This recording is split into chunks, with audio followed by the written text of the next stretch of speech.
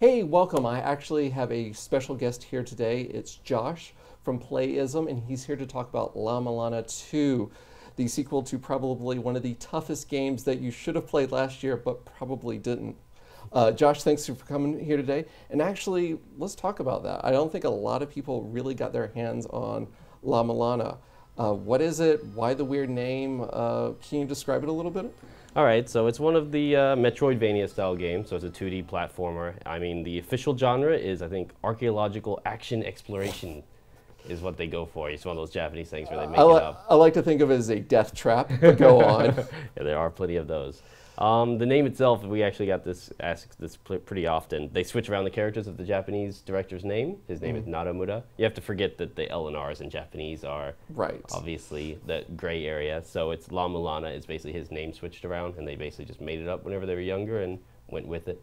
And I think what really people love about it is the puzzles. Like, I mean, it has puzzles on par with a point and click game, sort of like LucasArts. You know, you really have to connect the dots, figure out, take notes, keep all of that stuff in line before you can get anywhere. It's not even the bosses and the action that really cause the game to be difficult. The game looks fantastic, by the way. Can you sort of like describe sort of the art style of this game for people who may not be aware of it? So it was originally released as a freeware game, and it was trying to be styled after MSX titles. The original game was basically a Windows game, but designed with the MSX color palette and everything in mind. And when they decided to remake it for WiiWare, they basically went after a 16-bit kind of, Symphony of the Night 2D, kind of high fidelity art style, and that's basically where it comes from. And I mean, I guess the art style itself is, from the first game, it's mostly inspired by Aztec and Mayan ruins and architecture and culture.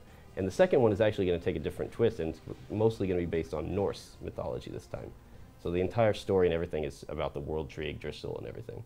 Well, since you already brought it up, you guys have just kickstarted the second game, basically.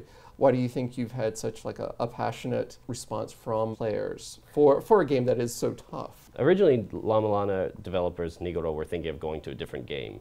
But a lot of the comments that they got whenever they visited GDC, this GDC I went together with the director and we talked to a lot of fans, was that a lot of people, they played the original, they played it on WiiWare, then they played the PC version.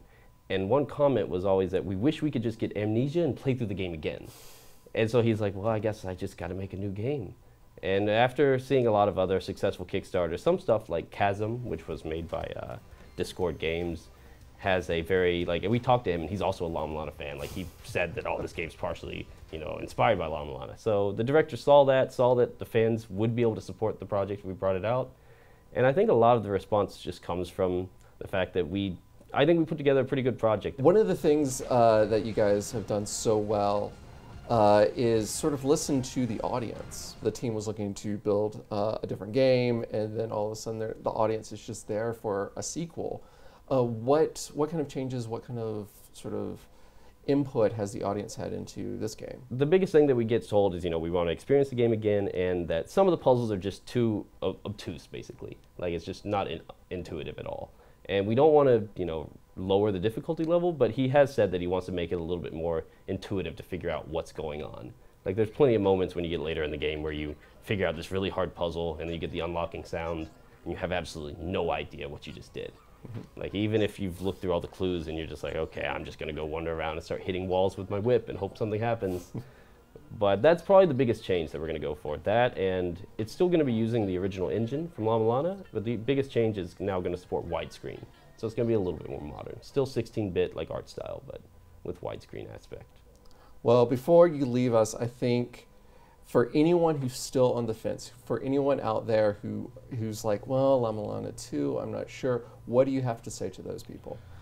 Well, I just think that there's just not enough games like this out here. I mean, we're seeing that Dark Souls and all that stuff is taking off, and you're just seeing more games moving in that direction, but I think there hasn't been a platformer, I guess, that's came out in that style in a long time, especially something that's a Metroidvania. It's there's a world view behind there. There's an entire story. There's a setting. There's lore to it. And I think that there needs to be more games out there like that, especially from Japanese developers.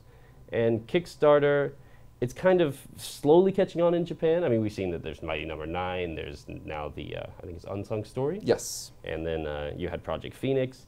A lot of people were pretty, not sure about it in Japan for a while, but after seeing all these success stories, and we want to create another one, I think we'll see more and more interesting developers basically just setting out on their own path and trying to make their own new stuff.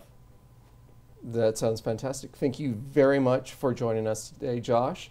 And there you go. La-Mulana 2 is on Kickstarter right now. Go on, give him a couple of dollars. We want to see that curry hell. Yes, please. We have to make him eat all that curry.